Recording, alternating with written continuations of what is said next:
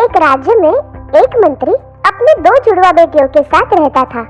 जुड़वा होने के बावजूद दोनों का स्वभाव एक दूसरे से बिल्कुल अलग था। एक का नाम था काव्या और दूसरी का किमिया। कितना खूबसूरत है आज का दिन और उतना ही खूबसूरत ये नजारा। मुझसे ज्यादा खूबसूरत नहीं हो सकता। हाँ मेरी प्यारी बहना, तुझसे ज्यादा खूबसूरत नहीं है। काव्या बचपन से बहुत ही शांत, सरल और समझदार थी। वही किमिया को अपने रंग रूप पर बहुत घमंड था। वो स्वार्थी और जिद्दी थी। दोनों के 19वें जन्मदिन पर मंत्री ने बहुत बड़ी दावत रखी। सभी राज्य के राजा और उनके परिवार को बुलावा भेजो। इस भव्य दावत में सभी लोग सज धज कर आए थे। काव्या की नजर एक आकर्षक राजकुमार पर पड़ी। किमिया भी उसी राजकुमार को देख रही थी। वो देखो, वो राजकुमार कितने आकर्षक है। हाँ, आकर्षक तो है। राजकुमार तो मुझे ही पसंद करेंगे। क्यों? मुझ में क्या कमी है? तुम अच्छी तरह से जानती हो। दावत में राजकुमार के परिवार वाले किमिया के लिए शादी का प्रस्ताव रखते हैं। ये बात जानकर काव्या मायूस हो जाती है और जंगल की तरफ चल पड़ती है। जंगल की तरफ जाते वक्त उसे एक बुजुर्ग जादूगर रोक लेते हैं। मैं जानता हूँ तुम्हारा मन विचलित है। तुम जंगल में जा सकती हो, पर याद रखना अपने कर्तव्यों का पालन करना। कोई भी काम करो, आशावादी आचरण के साथ पूरी मेहनत और ईमानदारी से करो और कभी भी हार मत मानना। काव्या, तुम बहुत समझदार हो। मुझे तुम पर पूरा यकीन है। जंगल में थोड़ी दूर जाते ही उसे एक अजीब सी आवाज सुनाई देती है। हाँ? ध्यान से देखने पर उसे हिलती हुई घास दिखाई देती है जहाँ से आवाज आ रही थी। काव्या घास के पास आकर देखती है। अरे ये क्या? हिरन, तुम इस शिकंजे में कैसे फंस गए? रुको, मैं तुम्हें शिकंजे से बाहर निकालती हूँ। वाह, कितने खूबसूरत हो तुम। बिल्कुल सोने जैसे चमक रहे हो। बहुत बहुत शुक्रिया। हाँ, तुम बोल सकते हो? हाँ, तुम्हारा दयालु आचरण देखकर मैं बहुत प्रसन्न हूँ। अब तुम आगे बढ़ती जाओ। वो आगे जाती है। उस डरावने जंगल में आगे बढ़ते हुए काव्या को अब थोड़ा सा डर लगने लगता है। अरे बाप रे, कितना घना जंगल है। आगे जाकर काव्या को एक हंस जाल में फंसा हुआ दिखाई देता है। अरे ये क्या? तुम इस जाल में कैसे फंस गए? हंस बहुत छटपटा रहा था। शांत रहो, मैं तुम्हें इस जाल से छुड़ाती हूँ। काव्या उस जाल से हंस को बाहर निकालती है। जैसे ही हंस जाल से बाहर आ जाता है, वो अपने खूबसूरत पंख फैलाता है। अब तुम आजाद हो। शुक्रिया, तुमने मुझे जाल से आजाद करवाकर नया जीवन दिया है। हाँ, तुम भी बोल सकते हो? हाँ, तुम बहुत दरियादिल और निस्वार्थ लड़की हो। अब तुम आगे बढ़ती जाओ। आगे जाकर काव्या को एक बेजान और सूखा हुआ पेड़ दिखाई देता है।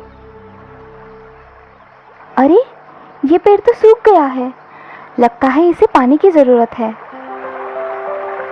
वो पास की नदी के किनारे जाती है। वहाँ एक घड़ा रखा हुआ था। वो उस घड़े में पानी भरकर सूखे पेड़ पर डालती है। पानी डालते ही पेड़ में जान आ जाती है। हाँ? अरे ये क्या? हाँ? अरे अरे अरे, ये क्या हो रहा है? धन्यवाद, तुमने मुझे पानी दिया। हाँ? तुम भी बोल सकते हो? हाँ। लड़की, तुम बहुत नेक दिल की हो और तुम्हें किसी भी चीज का लालच नहीं है। तुम्हारा दयालु आचरण देखकर मैं बहुत प्रसन्न हूँ और मैं तुम्हें तोहफे के तौर पर कुछ देना चाहता हूँ। जाओ, वहाँ जो नदी है उसमें एक डुबकी लगाओ।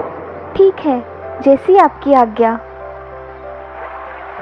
काव्या आगे जाकर नदी में डुबकी लगाती है और जैसे ही वो बाहर आती है, उसे कुछ नया सा महसूस होता है। उसका रंग रूप अब बदल गया था। वो बहुत खूबसूरत हो गई थी। ये देखिए, लेकिन ये सब कैसे? ये तुम्हारे कर्मों का फल है। मेरा सौभाग्य है कि मुझे आपके दर्शन हुए। मैं ये नहीं जानती कि ये सब कैसे हुआ, लेकिन मैं बहुत खुश हूँ। हमेशा खुश रहो बेटा। मेरी एक सूखी टहनी तोड़ो। जैसे ही काव्या एक टहनी तोड़ती है, हाँ? वो टहनी एक अंगूठी में बदल जाती है। तुम्हें जब भी कोई दुख हो या मन चिंता से घिर जाए तो इस अंगूठी को चूम लेना, तुम्हारी सारी चिंताएं दूर हो जाएगी। वापस आते वक्त काव्या को वही जादुई हंस फिर दिखाई देता है।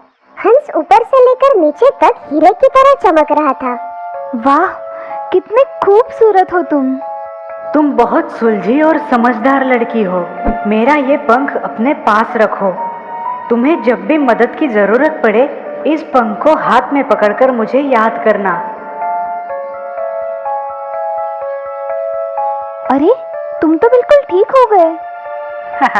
मैं स्वस्थ हूँ। तुम्हारी उदारता और दया से भरा मन देखकर मैं प्रसन्न हो गया हूँ। मैं तो बस अपने कर्तव्यों का पालन कर रही थी। तुम जब भी किसी मुसीबत में फंस जाओ, मुझे आवाज लगाना। मैं तुम्हारी मदद के लिए आ जाऊंगा। काव्या खुशी खुशी वापस जाती है। रास्ते में उसे वो बुजुर्ग जादूगर मिलता है। काव्या, तुम्हारे स्वभाव को देखकर उन्होंने तुम्हें ये उपहार दिए हैं जो जीवन भर तुम्हारे काम आएंगे। अब अपने घर जाओ, सब कुछ ठीक हो जाएगा। काव्या अपने घर वापस आ जाती है। काव्या, तुम इतनी खूबसूरत कैसे हो गई और कहाँ चली गई थी? और ये सब क्या है? एक बुजुर्ग जादूगर ने मुझे जंगल भेजा था। किमिया के मन में लालच आ जाता है। वो सीधे जाकर बुजुर्ग जादूगर से मिलती है। काव्या मायूस थी, इसीलिए उसे जंगल में भेजा था। तुम्हें ऐसी कोई परेशानी नहीं है? नहीं, मैं भी जाना चाहती हूँ जंगल में। ठीक है, तुम जाना चाहती हो तो जाओ, लेकिन याद रखना, जो भी काम करोगी पूरी ईमानदारी से करना। किमिया जंगल में जाती है। बिल्कुल काव्या की तरह उसे भी हिरन मिलता है। मेरी मदद करो, कोई मेरी मदद करो। मैं यह वक्त बर्बाद नहीं करना चाहती हूँ। मुझे जल्द से जल्द और भी खूबसूरत बनना है। वो उसे अनदेखा करके आगे बढ़ जाती है। किमिया आगे जाकर हंस को जाल में फंसा हुआ देखती है, पर वो उसे अनदेखा करती है। आगे जाकर उसे सूखा हुआ जादुई पेड़ दिखाई देता है। तुम वही हो ना जिसने मेरी बहन को पानी में डुबकी लगाने के लिए कहा था? मुझे भी बताओ, कहाँ है वो नदी? मैं भी खूबसूरत होना चाहती हूँ। किमिया की बात सुनकर जादुई पेड़ अपने असली रूप में आता है और किमिया को अपनी शाखाओं से पकड़ लेता है। खूबसूरत? हाँ हाँ, बहुत खूबसूरत बनना चाहती हूँ।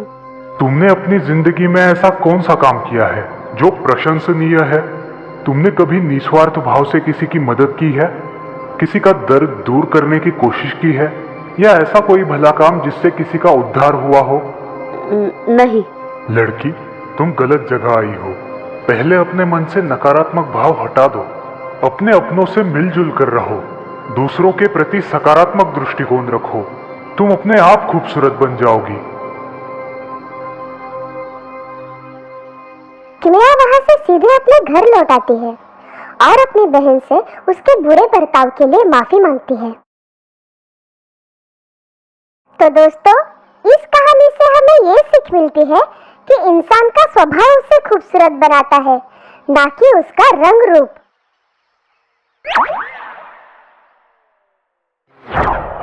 जादुई घड़ा। एक गांव में एक मजदूर अपनी पत्नी के साथ रहता था। वो दूसरों के खेत में काम करके जो भी मजदूरी मिलती थी उससे अपना गुजारा करता था। एक दिन वो खेत में काम कर रहे थे। इस साल काफी अच्छी फसल हुई है। इतनी सारी स्ट्रॉबेरीज देखकर मालिक बहुत खुश हो जाएंगे। हाँ, और हमें इनाम भी देंगे। चलो जल्दी स्ट्रॉबेरी निकाल के अपना काम पूरा करते हैं। मालिक आते ही होंगे। दोनों दोबारा काम करने लगते हैं। उतने में ही वहाँ एक चूहा आता है। वो स्ट्रॉबेरीज देख खुश हो जाता है और स्ट्रॉबेरीज खाने लगता है। ए चूहे, क्या कर रहे हो तुम? निकल जाओ यहाँ से।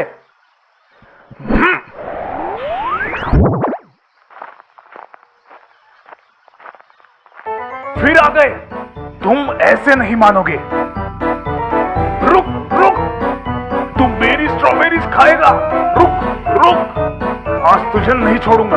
रुक, भाग मत, रुक रुक रुक, भागता कहाँ है?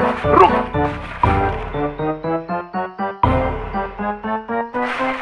उस चूहे को मारने के चक्कर में देखो कितनी सारी स्ट्रॉबेरीज बर्बाद हो गई। बहुत सारी स्ट्रॉबेरीज फाउडर के मार की वजह से बर्बाद हुई नजर आती है। तभी उस खेत का मालिक वहाँ पर आता है। अरे ये क्या किया तुमने? तुमने मेरी सारी स्ट्रॉबेरीज बर्बाद कर दी है। अब तुम्हें कोई मजदूरी नहीं मिलेगी, समझे? तुमने मेरा नुकसान किया है, उसकी भरपाई तुम्हें चुकानी होगी। मालिक गुस्से में वहाँ से चला जाता है। चूहा मजदूर का उदास चेहरा देखकर उस पर हंसने लगता है। अब तू गया काम से। रुक रुक, भागता कहाँ है? रुक रुक, अब कहाँ छुप गए? बाहर आओ। मजदूर के पत्नी का ध्यान अपने पति की ओर जाता है। वो तुम्हारे सिर पर है। ये कैसी आवाज है? लगता है जमीन के अंदर कुछ गड़ा है। कहीं कोई खजाना तो नहीं है ना? दोनों खुश हो जाते हैं और जमीन खोदने लगते हैं। पूरी जमीन खोदने के बाद उसमें से एक घड़ा निकल आता है। हाँ? इसमें कुछ तो होगा। अरे ये तो खाली घड़ा है। लगता है आज का दिन ही खराब है।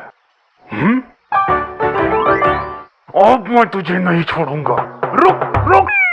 अब कहाँ जाओगे?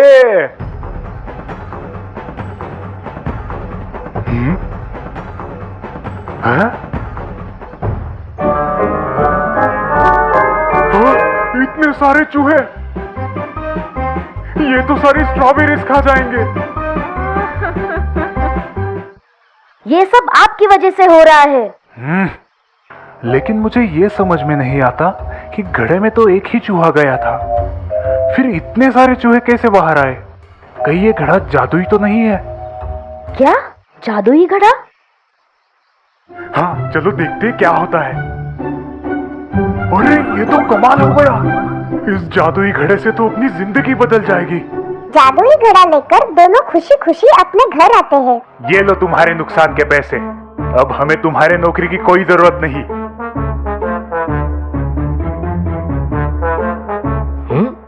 इसके पास इतना पैसा कहाँ से आया? कुछ तो गड़बड़ है, मुझे जाकर देखना होगा। उसी रात मालिक मजदूर के घर जाता है और छुपके से देखने लगता है।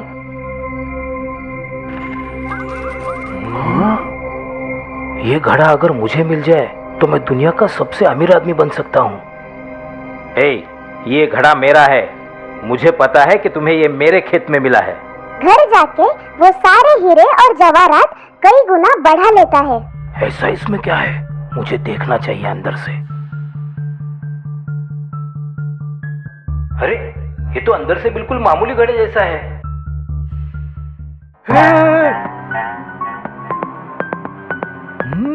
मेरे इतने सारे हमशक्ल।